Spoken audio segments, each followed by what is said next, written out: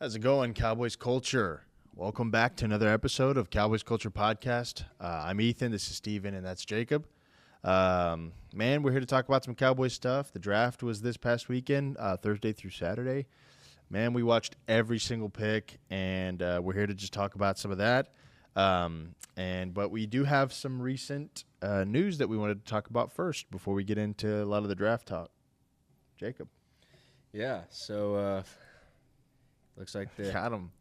We got our guy. Finally happened. Yeah, there's been a reuniting of us and our beloved Ezekiel Elliott. Most of you guys have probably seen that already online. It's been all over the Instagram and YouTube and everything. But yeah, so we're bringing back Zeke.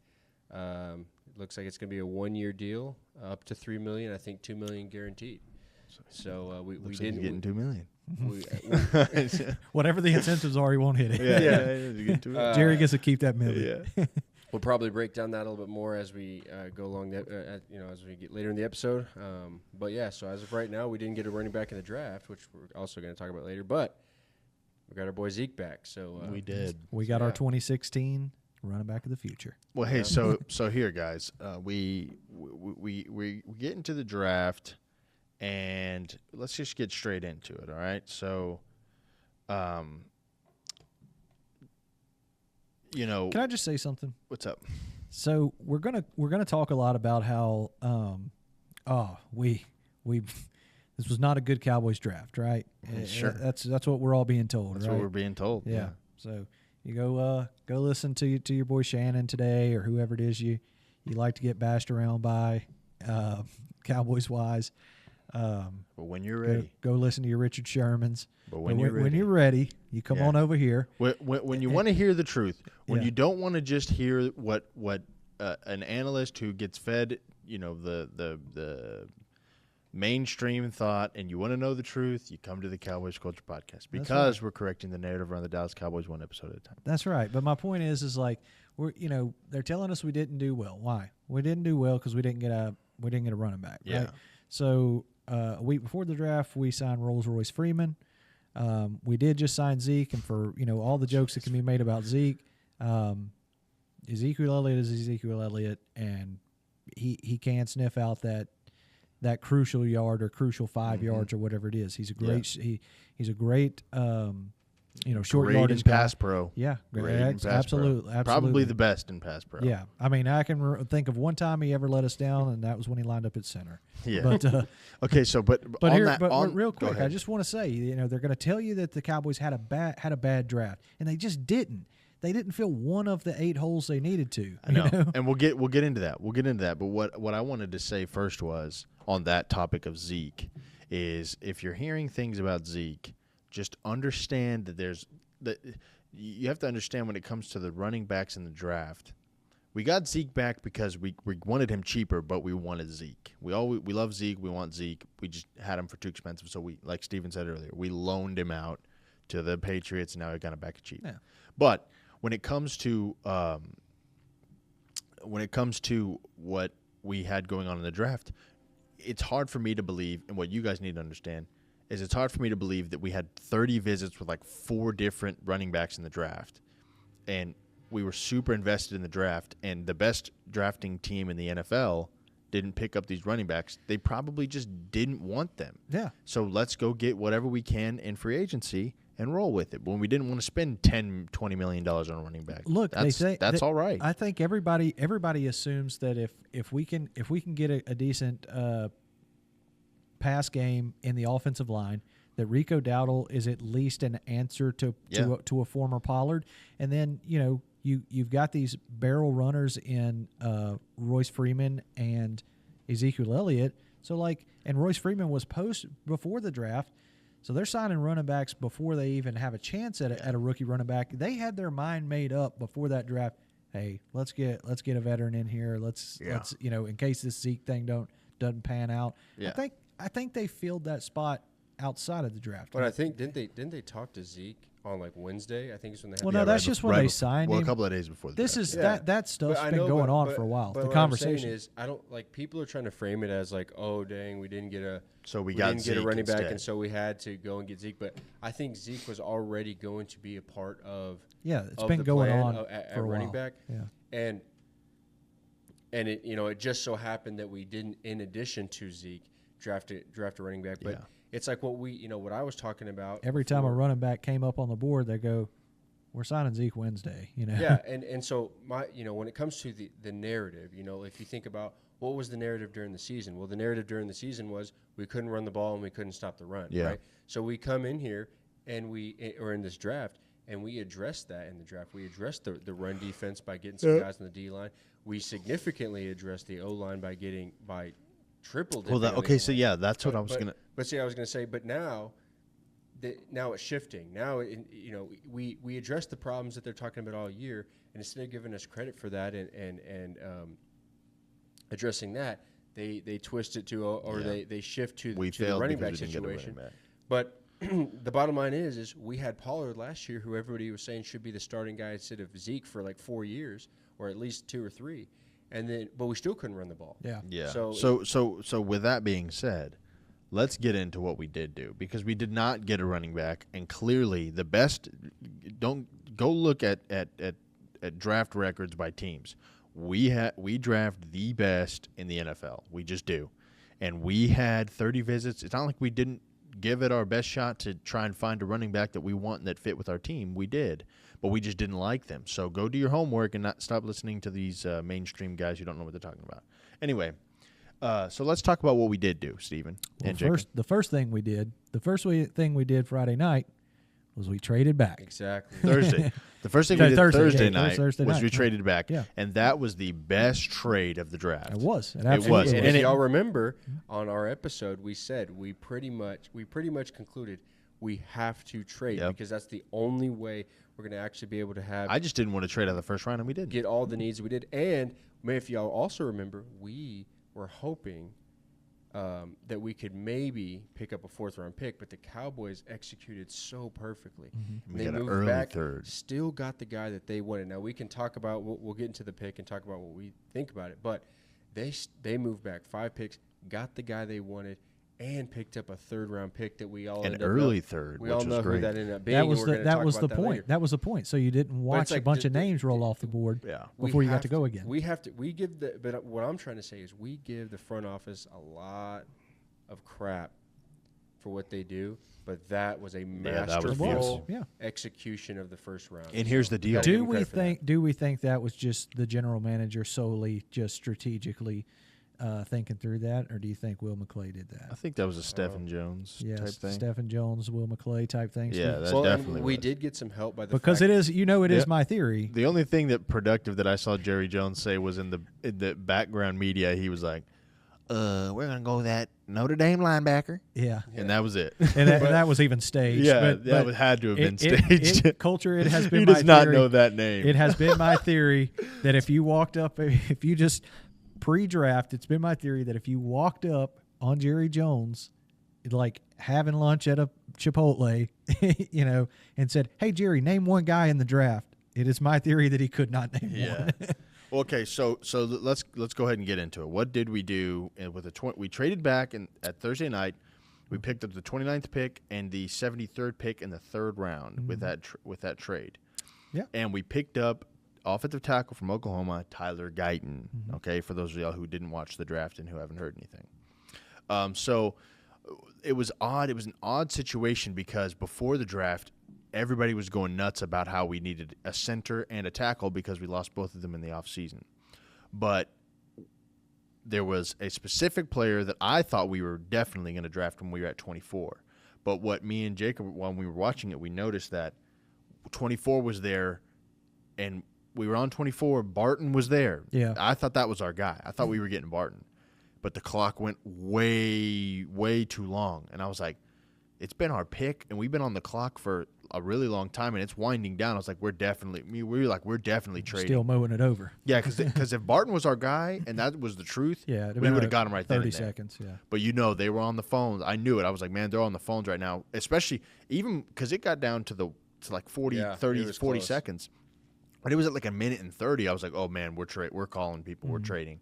And we did, and I was very kind of mixed emotions at that moment. But we did, and we got Tyler Guyton, and he looks great. He's a big Cowboys fan, like actually a Cowboys fan, even though his uncle or somebody had some Niners fan. That was incredible. His uncle's so hugging crazy. him. He's got a Niners Get hat. that dude and out of the jersey room, on. man.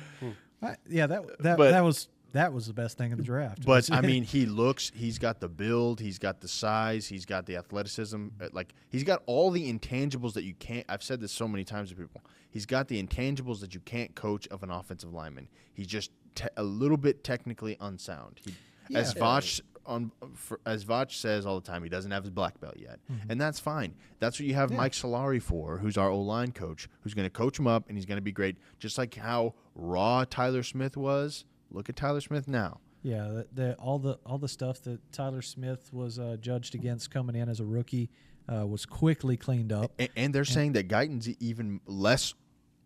He's less raw than Tyler was. So because he played at OU. Yeah, I mean Tyler went to Tulsa. Yeah.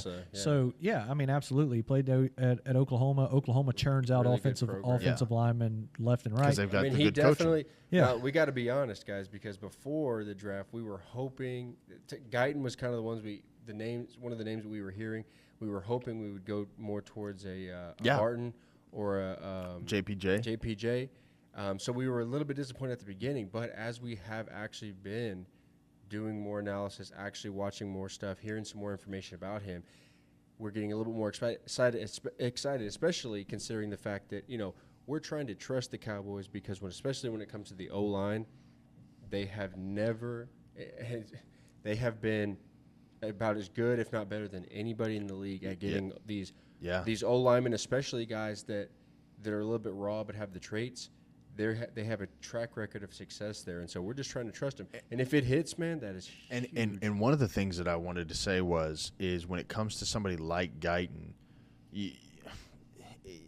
look, with the Cowboys, what did we say when we thought about Guyton? It was like, hey, look, I don't know, I really would prefer to have Barton or JPJ, but I'll trust the Cowboys. Why? Look at the track record, especially at offensive line. Exactly. I'll always trust them. Specifically at offensive line. I'll always trust them that area. If they draft an offensive lineman in the first round, he's probably going to be all-worldly. And it's been true. It was true 2 years ago. It was true with Zach Martin. It was true with Tyron Smith. They churn those guys out. They have Frederick. They have Jalen Smith and Taco Charlton and all those folks on their draft resume too. But when it comes to offensive line, do your thing. Yeah. And so now knowing that and looking at the player, I'm like, okay, this guy with the proper coaching, with the proper hand placement technique, this guy, when he gets his hands on you, is a mauler. He's very strong. Not false starting. But he's also very fast and light on his feet. When you watch him move, I mean, you can tell that dude. But the thing is, he moves very quickly like a smaller guy and like somebody who's more of a finesse player, which he is kind of a finesse tackle. But in the run game, he mauls people. He moves people. Yeah, I mean, when you see him in street clothes too, you can see his athletic build. He's not just a wall. Yeah, and to where Terrence was. Terrence was just a wall. Like, he didn't look like an athlete at all. Yeah, so that's what it is about Guyton, and we'll get into why that pick was so. That's a day one starter. That's a day one starter. Anybody who's saying that's not a day one starter, you're being ridiculous. Even if he is bad, the Cowboys. They have too much pride to not make him. Yeah, well, hey, look, Tyler. Once again, going back to Tyler and the rawness and the worries that everyone was judging him with going into camp last year, that got washed out of him quick. Yeah. And I'm not going to say the way they asked him to move around and was successful at doing it. I'm not going to go as far to say Pro Bowl level, but I guarantee you he will be a standout tackle in the NFL. I can almost guarantee it. Yeah, I just need. What do we need? We need Dak to have time. If he can do that, great. So, I feel with the pick alone, just the pick alone, I felt I would say 7 to 8 out of 10 as far as like comfortability with that pick. But it got sweeter. It got even better. But if you guys don't have anything else to say about Tyler Guyton for right now, obviously, we've got some time before the season starts. We're going to be pumping out episodes still because this is season 2, baby. But let's move on to Nealon. Let's go to our second round pick. Yeah. So we didn't move anything with our second round pick. We sticked and picked with our second round pick, and we at 56 we drafted Marshawn Nealon from defensive end from Western Michigan. Now this one for me, and I'm being completely candid, this one for me was weird. This was a weird one. I didn't know what we were going with on this one, and I still don't, to be honest. I mean, he's from what we've heard and from what we've seen, he's not necessarily a pass rusher. He's just a really good run-stopping defensive end, and he's heavier. He's like 6'3", but he's 275. Yeah. And he's a good tackler. He's good at the run game, but he's not necessarily a pass rush guy. This was not the plan 6 months ago or whatever. So. What this is this might have been Mike Zimmer's first real call. Yeah. As the Dallas Cowboys did. This was BPA Zim best Zim player available. Because what you're there you go. So what you're thinking is, all right, Dorrance is gone. Yeah. Dante's gone. Yeah. So Mozzie's a beating. Mozzie's getting there. Yeah. Mozzie's getting there. We got high hopes for Mozzie still, but don't know a lot about Nealon, don't know a lot about Western Michigan, but I trust Zimmer to say that's a dude right there that can stop the run for me. Yeah. And I think when I let Micah do what he needs to do. This dude, granted, going to Western Michigan, we all know what conference they're in. Oh, actually, we don't. But I think it's MAC or something like that. Are they in the MAC? I think that's what what Tuesday is. Nighters. But I think that's what it is. but I did read that the dude had 28 career tackles for loss. So if he's getting through lines and getting people tackled before they cross all you have line to do scrimmage, is this. Just really quick, you put him at the edge on designated run plays. Yeah, first and with second down. D-Law, because those guys are beasts in the run game. Yeah. Then you get the seventh round pick that we got and put Mozzie in there in the middle, and then throw Micah in over the middle or something, and throw your new linebacker boys in there or whoever, and tell them and dare them to run it. That's all you need to do. Mm-hmm. But go ahead, Jake. Oh yeah, I mean, this one is the one where everybody's been kind of like, what? Because nobody knows who he is. Exactly. But Zimmer knows who he is. He's not a name. He's not what we expected. A lot of guys were probably thinking, oh, we're going to get – this is where we're going to get Benson or whatever, right? Because, I would have been really worried if Brooks would have been on the board that we would have picked there. But that's, what some people are thinking. And in the second round, maybe a guy that's got a little bit more of a big name.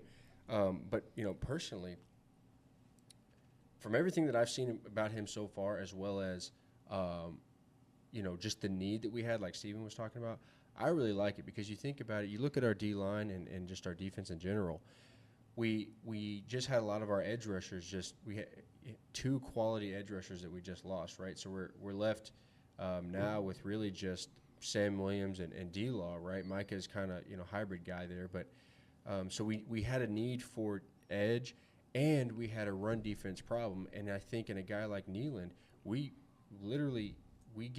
improve in 2 areas with 1 pick. Yeah. We get an edge rusher, but we also get a guy who's, what was he, 99th percentile, and obviously we know he was playing. We know it wasn't a big time school, but a guy that's 99th percentile in run defense. He's got the traits. A guy that, if you look at his athletic scoring was apparently just through the roof. Yep. So you get an athlete who plays with toughness, and is already kind of that bigger body defensive edge that can really help in the run game. But not only that, we also know not only did we need defensive edge or edge rushers for this year and run block guys to help in the run stopping, we also know that D-Law might be.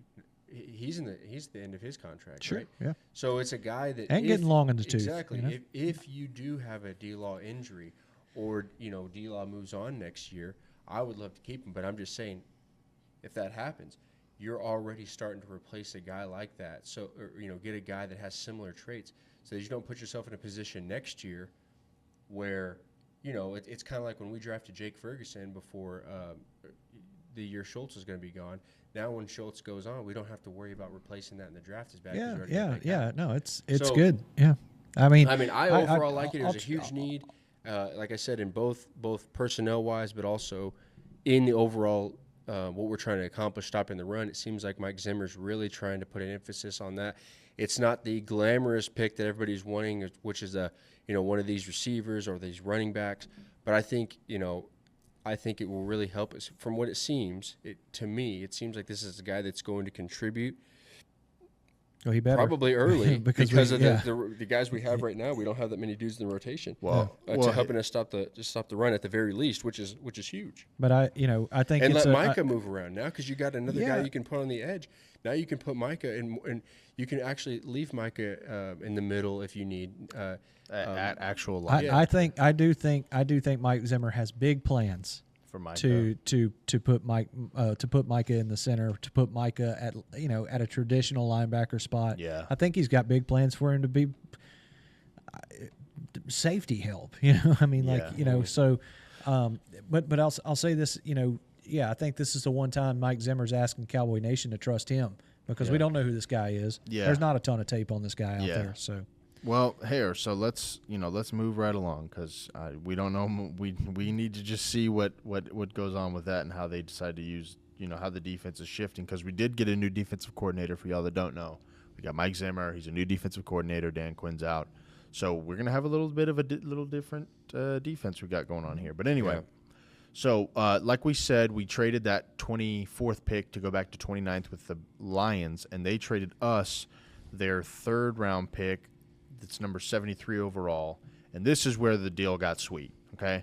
Because we lost our tackle and we lost our center. Our tackle was great but injury-prone, and our center was terrible and also injury-prone, just not for very long. And we got Cooper Beebe from Kansas State in the 3rd round, and we still had another 3rd-round pick. The 3rd-round pick was the 3rd round for us was just awesome in my opinion. We got Cooper Beebe, and I really wanted Cooper Beebe, like really bad. He's a guard from Kansas State, and it's looking like he's going to play center. That's the look.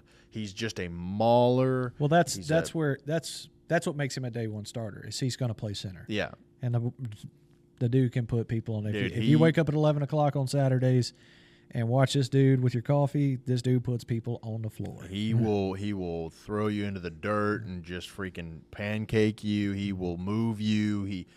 Go watch his tape against Texas when he played against both of those Texas boys, Byron Murphy and Tavondre Sweat. He was moving Tavondre Sweat out of the way. He was handling Byron Murphy. That's a 1st-round pick. Is there, as we talk about Cooper Beebe, we're all impressed with that pick. I think a lot of the league's impressed with that pick. But, because of the thing that's most impressive about him is he's probably a natural guard but can easily play center. Mm-hmm. Is our plan for him to eventually get a center, maybe a veteran or something of that ilk, and get him to guard? I'm not talking about this season, but, do we think he's going to be a guard for us? Well, if it just depends on how well he does at center. If he does good at center, and then in 5 years, hopefully, when Zach Martin decides to retire, maybe 10 years, if he ever decides to retire, hopefully he can. If the goal for him is to step in at guard, I guess it really just depends if one in 10 years in the draft when we draft if there's a guard available that's just nuts. And BB plays good at center, then maybe, I guess we'll see when we get there. But for right now, for the next foreseeable future, he is your starting center. And, man, I could not be more happy because one thing that people were saying about Biotish that, man, it was so good. I can't remember who it was. But you want your center to be like a nasty guy, just like a hyped up guy, like a mauler. And they said Biotish always gave the illusion that he was that person, but you didn't actually see it in his play. Yeah. And that's so true. You never saw it in his play. He was just not that great, to be honest. He was a fifth fifth round pick. Tough dude. Third, fifth round tough pick. dude, scrappy dude. Yeah, it's just his blocking ability. It wasn't as good as you'd like. But BB, on the other hand, he's a second round talent that we got in the early third, and he moves people and he puts people in the dirt. So I'm extremely happy about that. I am So too. like you I think agree with about that. the middle of our line right now is, we got our starting center, and We've he got the two best he is going to be guards. playing against. Well, here he's right next to Tyler Smith and Zach Martin. That's, I mean, We've got the first and 1A and 1B best guards in the entire NFL playing to the right and to the left of our awesome new center that we just got, who's a mauler. So No cap. I'm extremely happy about that. But moving right along, because we did have what, 9 picks. Yep. If that's okay with y'all guys, we addressed the linebacker room that We're still in the top 100. We are We're still in the top stacking 100. in the third with our original third pick. We at 87, we picked in the third round Maurice Liuafau from Notre Dame, the linebacker of Notre Dame. Another Zimmer type of pick. Dude, if you're a college football blowhard like I am, you naturally watch a lot of Notre Dame football. They're on NBC. They've got shout out Jason Garrett. He calls those games. What a beating of a job. But no. What I'll say is that like he is a play up linebacker, right? He's there he's a run stopping specialist. You're not going to see him tracing back a whole bunch. That's Micah's bit, Yeah. But he is. You just said it, and I agree. That's a Zimmer like linebacker, and he's going to contribute to the run game. The best thing about that is that Zimmer is a run stopping specialist, defensive coordinator. His philosophy is if you can take the run out of the game, and this is classic Mike Zimmer. If you can take the run out of the game, it forces the quarterback to be great. Yes, and the best part about that is we still have all the players and the remnants of Dan Quinn's, not necessarily the best run blocking or run stopping defense, but the insane pass defense from Dan Quinn. You've got all the same players and all the corners and the cornerback coaches, and all those guys are still there. Diggs and Deron Bland, and hopefully Gilmore comes back, and J. Lou and Hooker. All those guys are still there. But now you're adding in that run stopping defensive scheme, and now players, which is just going to be awesome. Yeah, I mean, you can tell they drafted for him early. They drafted for Zimmer's scheme early, so that's encouraging. So. Maybe he'll stick around. Maybe he'll be great. Because with this guy, obviously he's a guy. When you watch him, you can see that he can get after the quarterback pretty quickly. If he's either from the edge or coming up the middle, he can get to the quarterback. But I mean, and run, really get to the ball quickly in the run game. But also, I mean, he looks like he can make some plays in the pass game as well. And I think that comes from, and it looked like, and he can help. He also can help blitz. Yeah, but like when it comes to the pass game, as I've watched him, I've seen him make some pretty good plays, and I think that probably stems from what seems like one of the things that sold Mike Zimmer on him was. He seems like he's a high IQ player, a guy that understands football. He understands what the offense is trying to do. Yeah. And it seems like with bringing in both Kendricks and now Liufau, this year, it seems like we're starting to see that shift. With Dan Quinn, it was more of these just fast guys running to the ball, not really much help in the pass game from the linebackers. But we're seeing some guys that have more of that. These instinctual guys, these high IQ linebackers, it seems like he's wanting to have these guys as part of a key to his defense. And so I think it's going to be interesting to see how this defense shapes up, because we're seeing probably, I mean, the only real outside free agent we had signed before the draft was linebacker. We're investing early in linebacker, and a guy that kind of has those type of traits. He's a smart dude. He understands. He has good instincts of what's going on in the play, so he can be proactive in how he adjusts and where he goes. It's going to be interesting to see how a guy like this fits in, and what our linebacking group looks like this next year. Yeah, I'm excited. 100%. So we are in day 3 now of the draft. Man, what a great day 2 was, and day 1. I think we made great moves, great picks when it was all said and done. And the beginning of the 3rd day was rough. Yeah, we didn't have a pick. Yeah. We knew we knew we got that 3rd round pick, and we probably weren't going to trade up.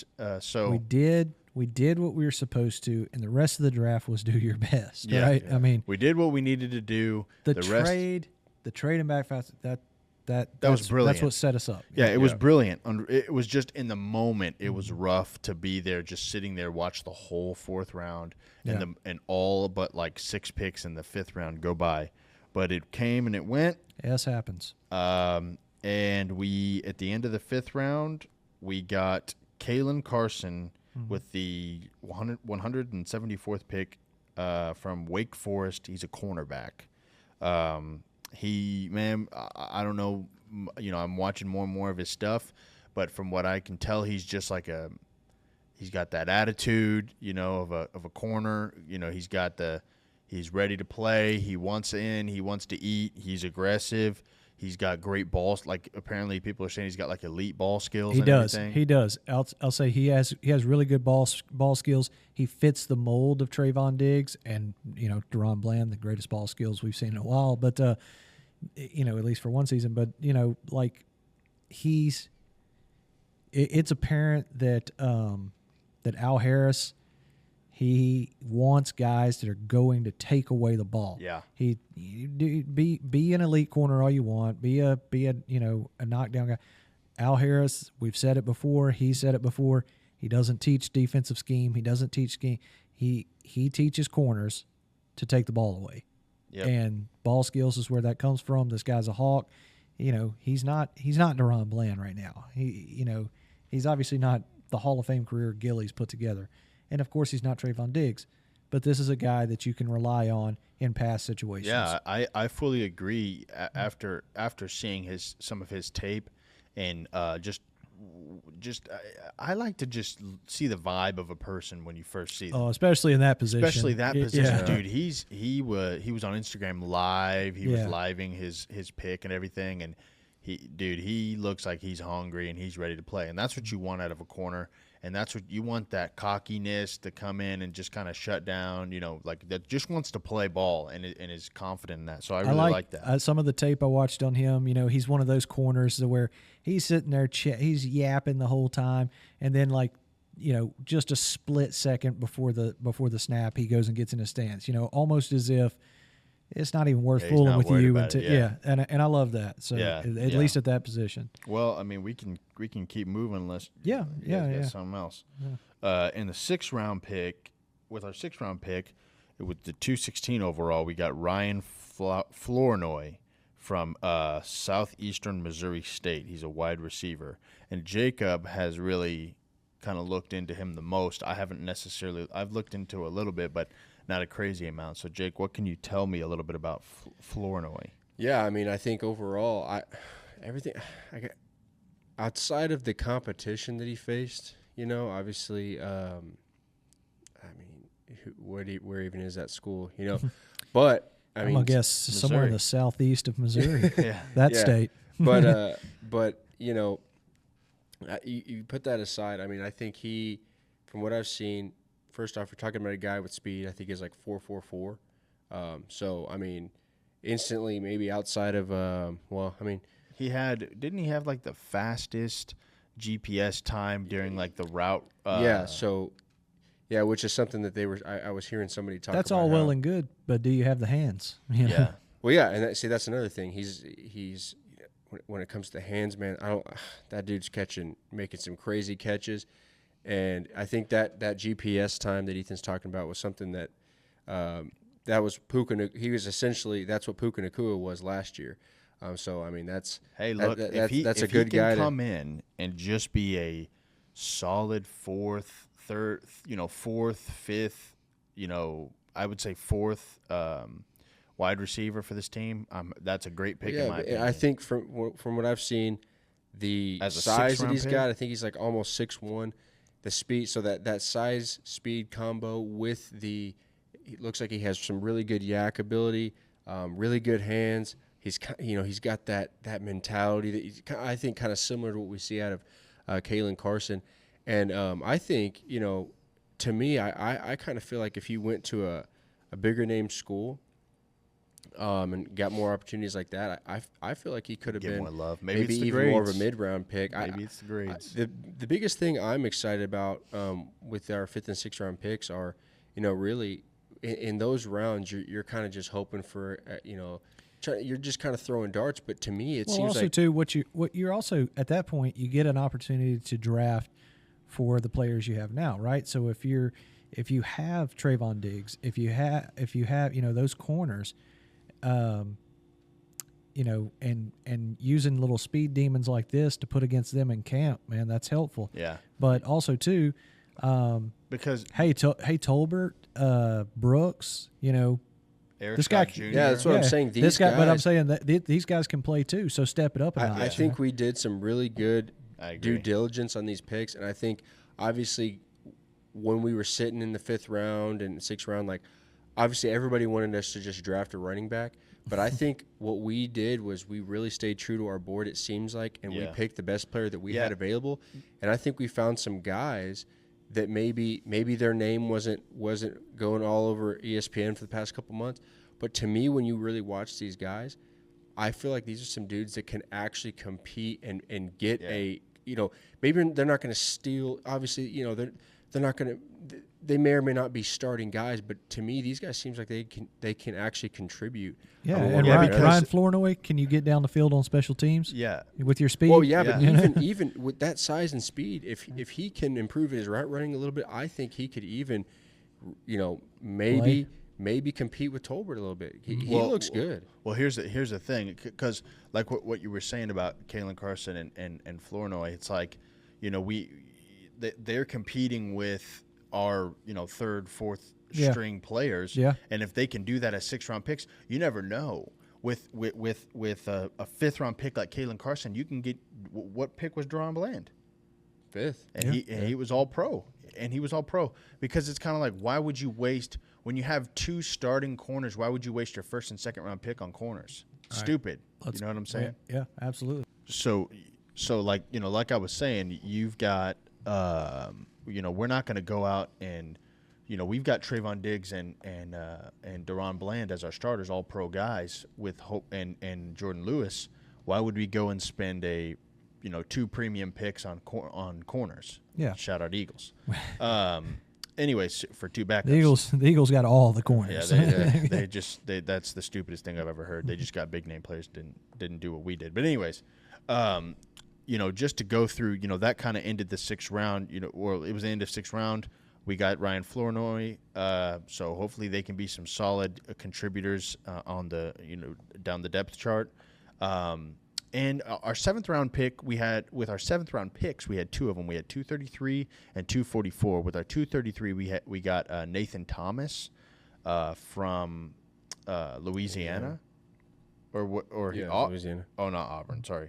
Auburn was the defensive tackle. Yeah, from Louisiana. He's out ooh la la. He's a tackle mostly, I think.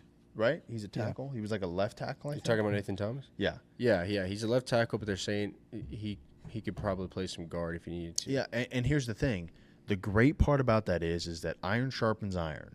Nathan Thomas is going to go in there and be competing with T.J. Bass, Brock Hoffman, Asim Richards. And like you were just saying earlier, Stephen, it's telling people step up. So it's not just about him playing immediately. It's about the guys that are already on our team. Step up. If somebody goes down, somebody needs to step up, and it needs to be one of y'all guys, or this new guy's going to come in and take your spot, and you're going to get cut, right? Mm-hmm. That's part of football. That's football. I mean, if you're not going to contribute and you're not going to when somebody goes down or if somebody's not performing, somebody's going to take your job. So, and then finally we took somebody who actually he's like one of my 4th or 5th players that I'm really I would say 5th probably that I'm interested in, and it's Justin Rogers from Auburn, man, at defensive tackle with a 244th pick. Sorry, defensive tackle, 233 pounds, I think, going on 240, I think. Somewhere around there. Man, just a big old trash can full of dirt, And honestly, I think somebody like that, considering the lack of depth that we have at that specific defensive tackle, not like a 3-tech, but like more of a nose guard, I think he could be not a starter, but a contributor in the rotation when it comes to run plays. If you put him and Mozzie in there on specific run plays, and I think he can contribute in that area. Not saying that he's going to be out there, but man, I'm excited about somebody like that, especially from the Auburn pedigree. You know what I'm saying? That says something, in my opinion. Well, you lost Big Hank, so you got to do something. Yeah, and if just stand there. Yeah, if it's a 7th rounder to trash can full of dirt to just get in the way. Yeah. That's the very least I'm asking out of Mozzie Smith, and that's for a whole new episode. But it's just like, man, can you at least get up off the ball and just stand in the way, Yeah. So he was literally, I think he was like the 2nd or 3rd, in terms of like overall size. I feel like, and that's what we needed in this. That's what we this needed. Defensive tackle class. And that's to put some pressure on Mozzie. Mozzie, man, step up, man. We got some guy that you're big, he's big. You know, you'd think you're untouchable because you're a 1st-round pick. He'll take your job if you don't perform. So maybe that'll put a fire under Mozzie's butt and have him. Have him working a little harder and putting on a little bit more weight. I mean, clearly they must be fairly confident in Mozzie. Because, to wait true. until the 7th round to address defensive tackle, I think that shows that they must have either that or they have some other plan there. Yeah. Well, you're still spending 1st-round rookie money on him. Yeah. Yeah. So, but just to ease everyone's concerns at running back, again, before the draft, we brought on a running back. We had that position filled. Let's not act like got Zeke. Yeah. Well, we brought on Royce Freeman. Yep. Rolls Royce, baby. Yeah, Rolls Royce. And then obviously Zeke was in the cards before the draft started. And there's still other people that we could bring in too. We already have. We brought in Nathaniel Pete from Missouri right. in rookie free agency. So we signed him like last night or early this morning or something like that. But dude runs a 4.3. So if it's going to be running back by committee, you got some good young. You have this rookie in there that he's going to be competing obviously for a roster spot. And who knows, man? Maybe you could see some plays as running back, but you got him, you got Deuce, you got Rico, you got Davis. I mean, there's not enough room. I mean, somebody's got to go. Yeah. So it's a competition, and I want to see who comes out and who plays the best, and especially with this new revitalized running O-line that can just move you and make lanes, man. With BB and Guyton and all that, man, I'm excited. Yeah. Man, we want to talk more about the roster because we still are the best team in the NFC East. Don't let the draft or free agency fool you. The Eagles are terrible at both of those things, even though they're totally different. But yeah, next episode we will get into the state of our team. So stick around for that. Man, subscribe to the channel, man. We really like hearing from you guys. And comment on our videos and give us a like if you enjoyed the content. Man, we love hearing from you guys. Man, it really fires us up when we see some activity. We spend a lot of time on this, and we are really invested on this. So we want to hear from you guys, and we want to engage with y'all. So subscribe, like the video.